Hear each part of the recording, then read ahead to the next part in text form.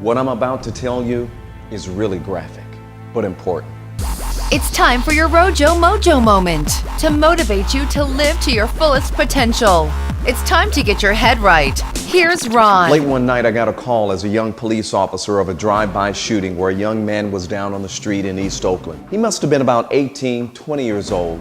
When I got there on the scene, it was utter chaos. They loaded the guy up in the back of the ambulance and we headed off to Highland Hospital. Immediately, the young man is carted into the operating room and an officer follows the victim just in case that person gives what's called a dying declaration. A dying declaration is when the person can say, hey, I was shot by Steve or Bob or Mary or Sue. So the officer can tell the troops out there in the field who they're looking for. When they wheeled him into the operating room, I had my clipboard out ready to take his dying declaration. But he appeared to be unconscious. I noticed that he had several gunshot wounds, but none of them had struck any vital areas. Nothing that would say, hey, you're on your deathbed. So the doctors took him off the gurney, laid him out there on the operating table. They were trying to do all that they could to try to bring this young man back. So this is when it becomes graphic. They noticed that his heart was slowly fading away. In an emergency move, what they did is they pulled out a scalpel, or what appeared to be a scalpel, and they cut his side, his left side. They then pulled out these huge medical shears and they immediately went to his side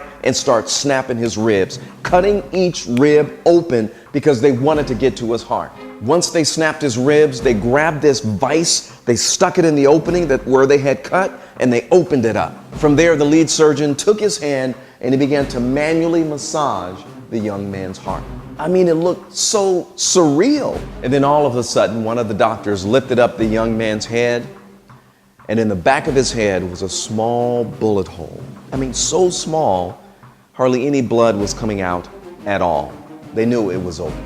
This is the lesson that I learned from that. As I watched that young man laying there on the table, I noticed on his left wrist, he had a nice watch. I mean, a nice, shiny watch. And the second hand continued to move.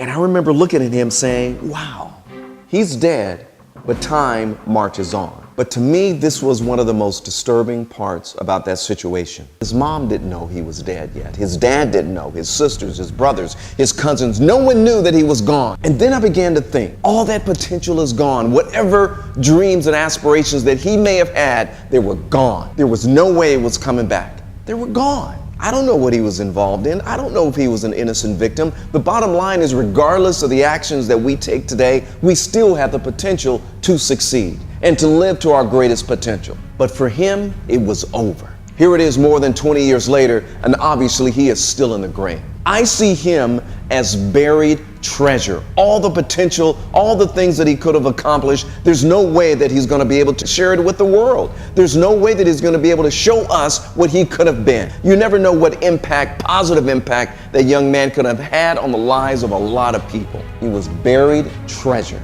Gone. When you look at the cemetery, just think about all the buried treasure, all the potential, all the things that could have been shared with the universe, shared with all of us, that would have made it a better place. Maybe we'll never realize the buried treasure in that graveyard because of a bullet to the back of someone's head, but because someone told them, whoever's laying out there, that they could not succeed, that they were not going to be successful. The naysayers got to them and told them that it was impossible, so they never shared it with the rest of us, and it's buried treasure that we'll never, ever realize. How much buried treasure is there? And then I began to think about all the potential in that operating room, including me. Am I gonna die without realizing all the treasure, the potential that I can share with other people? What about you? Who's telling you that you can't be successful? Who's telling you that you cannot live to your fullest potential? Are you going to go to your gravesite with buried treasure?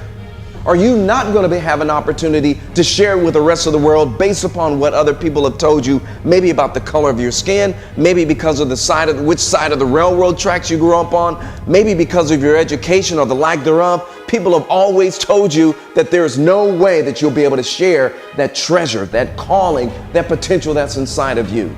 Are you going to go to your gravesite without realizing that you can be successful, that you can live to your fullest potential, and that you have treasure to share with all of us? One thing that I am committed to do, and that is this: I am not going to go to my grave without realizing what my treasure is and how much of it I can share with others. And you have to have that same type mentality. Don't let other people tell you what you can't do. Don't let other people tell you that you cannot succeed in life. Don't let them tell you that you cannot do it. Because the moment that you begin to believe other people about the treasure that you have that you say that you can't use because other people tell you that you can't use, you are already a walking dead person. But it doesn't have to be that way. Unfortunately, that young man has been dead, like I said, for more than 20 years. And everybody in that operating room was still alive. And if you're watching this video, you're still alive. I'm still alive. We still have an opportunity to share our treasure and not take it to the grave. I'm Rojo, just trying to give you a little mojo. You gotta get your head right. Thanks for joining us. Have a day filled with purpose and passion.